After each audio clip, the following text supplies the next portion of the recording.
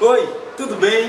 Eu sou Raulino Júnior e você está assistindo ao Monotemático, um programa de entrevistas com autores de trabalhos de conclusão de curso. Esta temporada é exclusiva com egressos do curso de Bacharelado em Humanidades da Universidade da Integração Internacional da Lusofonia Afro-Brasileira, a Unilab. O entrevistado da vez é Ébano França, que se formou em 2017. Ébano produziu uma monografia intitulada Anemia Falciforme, uma abordagem de pontos históricos enfatizando sobre a prevalência da doença no município de São Francisco do Conde e minhas vivências familiares.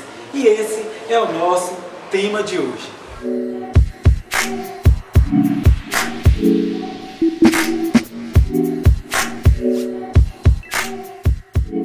Oi, Ébano, tudo bem? Tudo bem. Seja bem-vindo aqui ao Monotemático. Obrigado. Muito obrigado aqui pela sua presença. E a sua pesquisa, né, você aborda com muita propriedade. Você fala sobre anemia falciforme. Agora eu queria saber o que caracteriza essa doença, né? No que diz respeito a sintomas, se ela é congênita. O que é a anemia falciforme? No caso, ela é uma doença que atinge majoritariamente a população negra, né? É uma doença que ela se caracteriza por uma deficiência nas hemácias, né? No caso, as hemácias ela tem um formato diferente. As células ela têm um formato diferente de uma pessoa normal. Ela é do formato de uma foice. Isso empata a passagem do fluxo sanguíneo, além de outras deficiências que ela causa, né? Os sintomas variam. Tem pessoas que sentem fortes dores em vários locais do corpo, né? Pessoas que sentem no coração, outras sentem no braço, né? Outras em outras partes do corpo. Varia muito isso. É uma doença que não tem cura, né? É uma doença que ela é hereditária e que a expectativa de vida, geralmente, qualquer médico ele fala que é de 50 anos a pessoa vive com essa doença, né?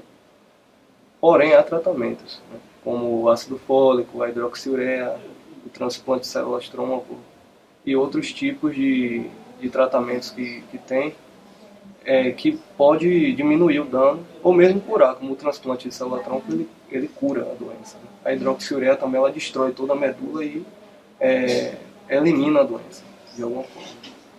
E no seu trabalho você faz um apanhado histórico para falar de casos da anemia falciforme no continente africano, no continente americano, claro, especifica aqui em São Francisco do Conde, né? E a minha pergunta é, em toda a sua pesquisa, e você embasa isso, fica evidente a predominância da anemia falciforme na população negra, que você até já falou anteriormente, né? Qual a origem disso, né? Por que tem essa relação da anemia falciforme com a população negra? Nas pesquisas que eu fiz, eu procurei a maioria dos países e sempre foi a população negra majoritariamente, né? Na Jamaica, o índice era altíssimo da população negra anêmica. Em Cuba também, foi uma pesquisa onde encontrei bastante índice. E na África, Gana e Angola, com certeza, foram os países que eu mais encontrei a predominância. Há relatos, embora a doença ela só é descoberta, entre aspas, só é identificada nos Estados Unidos com um jovem negro caribenho na década de 1900, há pouco mais de 100 anos, assim, 110 anos mais ou menos. E mesmo assim, há relatos que, com ossos de pessoas negras da África, de 8.000 anos atrás, que já demonstrava algum tipo de deformação na medula óssea desses fósseis, né, encontrados. Entendi. Então é uma doença muito antiga, porém descoberta, quer dizer, entre aspas, identificada e nomeada como anemia falciforme, de menos de 110 anos para cá. E agora é hora do quadro Nota de Rodapé. Ébano, o Nota de Rodapé é um espaço para que o entrevistado, você no caso, fale se houve alguma dificuldade, alguma curiosidade no processo de produção do seu TCC. E aí, conta pra gente, teve alguma coisa? Teve. A primeira foi a questão das cidades, né? Poucas oferecendo o que eu estava procurando, né? De todas que eu fui no Recon, estava apenas Cruz das Almas de São Francisco do Conde tinha o que eu esperava. E a segunda e a principal foi a questão da dificuldade de entrevistar os portadores da doença. Nem todos queriam falar, nem todos queriam dialogar ou trocar experiências do tipo. Às vezes era até uma forma, não, você não é médico, não vou falar nada com você e tal. E aí quando você vai ver, tem essa dificuldade, né? Era preciso o quê? Buscar outras vias, algumas pontes, um primo da pessoa e tal, que fizesse a intermediação. E a gente poder chegar lá e dialogar. No geral foi isso mesmo. Uhum. E você foi orientado pelo professor Pedro Acosta Leiva. Como foi esse processo de orientação? Foi um processo legal, embora ele muito atarefado, né, porque era coordenador também do curso de Humanidades.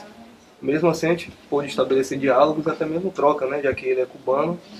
Aí a gente trocava sempre informações sobre como é o processo de combate à doença lá em Cuba, ali na região do Caribe. Né. Isso é interessante. Nossa, bacana. Esse foi o quadro Nota de Rodapé. De acordo com o seu trabalho, e você traz lá dados do IBGE, né, Instituto Brasileiro de Geografia e Estatística, você disse que mais de 90% da população aqui franciscana se autodeclara negra, né? Sim. A gente já viu aqui que a incidência de anemia falciforme é muito maior em pessoas negras. Quais são as políticas públicas que você identificou que são feitas aqui em São Francisco do Conde para dar uma condição de vida melhor para as pessoas que têm a doença? Assim, nessa pesquisa aí eu me comprometi em rodar o Recôncavo Baiano inteiro, para saber todas as cidades que tinham algum centro de apoio à anemia falciforme. As únicas que eu achei com uma assistência e uma política pública acessível foi aqui e em Cruz das Almas também. Porém, das mais avançadas, em Feira também tem um projeto muito bom, mas a mais avançada foi aqui, né? Que tem um ponto de vista interessante devido à morte da prefeita Ilza, né, poucos anos atrás, em decorrência da doença. Por isso a criação do Centro de Apoio a Portadores de Anemia Falciforme, que foi aqui em São Francisco. Em menos de um ano de funcionamento nesse centro, que ele inaugura em 2015, 78 pessoas foram cadastradas. Um dado muito interessante e grandíssimo. Porém, é uma cifra muito oculta, né? Disso daí. Muitas pessoas não têm acesso à identificação da doença. E por isso, no caso, no tempo que eu passei pesquisando lá com as integrantes lá do centro, estima-se que seja muito mais do que isso. Né? É um dado muito grande. Eles disponibilizam tratamento pedagógico, psicológico, as medicações são disponibilizadas para eles, até mesmo medicações caras como o transplante de células-tronco, que é o Hemoba, são parceiros, né, e disponibiliza isso. O ácido fólico, eles também disponibilizam, e o hidroxiureia. Porém, ainda há muito preconceito, né, com a doença. As pessoas, muitos dos portadores não gostam de comentar sobre a doença, e por isso que é difícil o acesso, muitas vezes, o diálogo. E o aceitamento deles também na questão da medicação. Já que é uma medicação que, como a hidroxiureia, que tem uma série de contraindicações e tal, uma série de consequências, aí eles evitam mais. Mas aqui eu achei a cidade mais avançada nesse sentido. E no seu trabalho também você aborda a questão do racismo relacionado com a doença, né? Sim. O que é que você identificou nesse sentido? Porque eu acho que é a questão do racismo estrutural mesmo. A anemia falciforme, ela vai por esse viés, né? Eu na pesquisa eu até narrei os fatos de minha família, como 2 irmãos portadores da doença que tenho, e de que já presenciei várias vezes isso daí. O racismo, ele é cruel nisso. Principalmente quando você chega numa cidade, um exemplo, Salvador e tal. Você pode identificar o racismo da seguinte forma. Chega uma mulher, às vezes, que eu citei isso na pesquisa, que ela vai lá no hospital, aí tem um agravante por ser negra, por ser pobre, por ser falcêmica. E por ser mulher. E por ser mulher também. Aí você vê que tem essa questão, tem um bloqueio e tal. De diversos enfermeiros eu já vi isso, de diversos médicos também. Não é à toa que quando eu ia com meu irmão para o hospital, poucos médicos queriam conversar demais sobre a doença. Eu só vi uma enfermeira até hoje, minha vida inteira, que entendia de anemia falciforme. Então você vê que o racismo é presente nisso. Você nota. É complicado, né? A gente está chegando já nas nossas considerações finais aqui, né, para terminar o programa. Eu queria saber, e isso já está um pouquinho evidente até no título do seu trabalho, mas o que foi que te motivou a tratar deste tema na sua pesquisa? O que motivou foi mais a questão familiar, né? Por ter irmãos na família que têm a doença e por nunca ver essa doença sendo abordada como outras doenças, né? Já via inúmeras doenças na TV desde criança, via também as coisas que minha mãe passava para a gente conseguir acesso aos medicamentos dos meus irmãos. Isso daí me motivou bastante a tentar pesquisar e identificar o quanto o racismo ele dificulta o acesso das políticas públicas e tal, e o contexto histórico que essa doença está inserida no Brasil. E o que ficou de aprendizado, velho? Ficou muitas coisas, assim, o acesso às pessoas, embora tenha grande dificuldade, foi difícil, não consegui entrevistar praticamente ninguém, ninguém queria comentar sobre isso. Vergonha, né? Tem muita vergonha. Mas o acesso às pessoas, eu estive na Ilha das Fontes aqui, em comunidades aqui como a Ilha do Pati, para visitar doentes e tal. O diálogo com essas pessoas, embora não quisessem gravar entrevista, mas você sentia a vivência delas com a doença, né? E a resistência também, que isso também é uma forma de resistência, né? Você está com a doença que é escanteada pelo poder público e você está ali lutando, pescando, mariscando. Isso daí é bacana. De grande aprendizado. Imagina.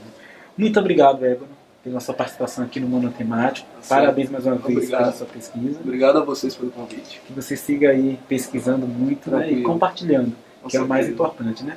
E para você que ficou interessado em ver o TCC de Ébano, em ler, em aprofundar, vocês podem pesquisar o TCC no repositório institucional da Unilab. Eu vou dar o endereço, é www.repositório.unilab.edu.br. O trabalho está lá, ok?